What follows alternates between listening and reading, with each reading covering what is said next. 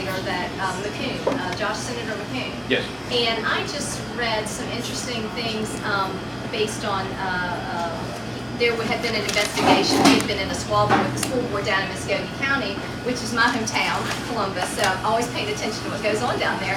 And I'm so proud of him because he is going to introduce, he said, in the legislature some reforms to get rid of no-bid contracts for school systems. And because I think in Columbus, you've had the same attorney in Muskogee County not bid out for 68 years, sort of a problem for their school system, amongst other things. So I'm proud of the types of reforms he wants to put forth in the legislature. I also read that you probably have seen me cited and we're familiar with the staffing study that was done by Dr. Scaffney, I think it's at Georgia College down in Milledgeville, and he basically did a national study and by state as well, and comparing the growth of children enrollment in the schools with the growth of students, or with the growth of teaching staff and the growth of administrative staff.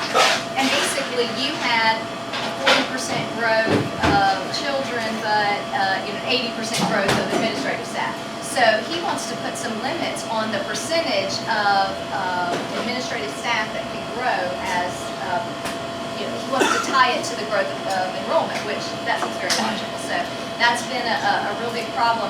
And the study concluded that you would have over $7,000 more per teacher, so they could essentially get a $7,000 raise if we had held administrative costs down over the period that we looked at, like 1990, whatever, through 2000, whatever. So, that's significant money, especially with the state of affairs for teachers' benefits and salaries today. And they're being asked to pay more of their benefits, they haven't gotten raises, that kind of thing. So, one of the things I'd like to communicate to teachers is the administration has really, and the growth of administration has really hurt the classroom environment. And it hurts it in your salaries, and it hurts it in your ability to innovate in the classroom. So, Nancy, hold on. I thought the new QBE formula put a percentage cap on. It'd be great if they. I think it was part of the formula last year, wasn't it? It's been part of the formula, but it's they really get around that,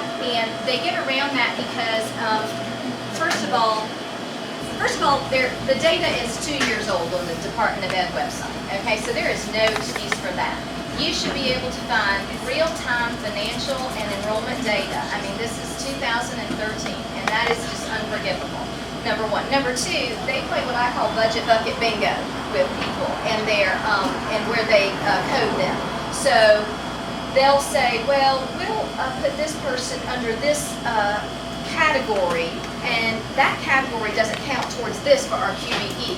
So it's all about how they're coding them and reporting them to the DOE, and they get around it. And it's like, walks like an administrator, talks like is an administrator, okay? And they are not.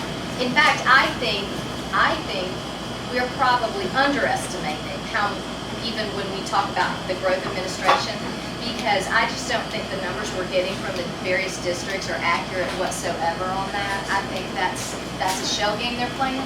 And I would, the Department of Education does not enforce their own rules. They don't, there is nothing that prevents a school from truly padding their QBE numbers. Not so much in student total numbers, but the services students get. There's no audit for that, and it's such a complex and Byzantine system, there's no way they can check it, really. And they don't check it. They don't come to a school and validate that, do spot checks across the state, and there's no way they really could.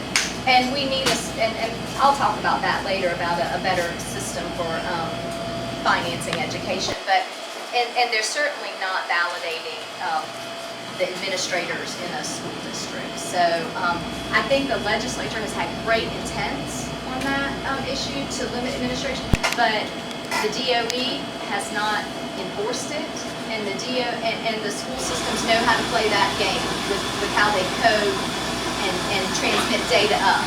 So that's what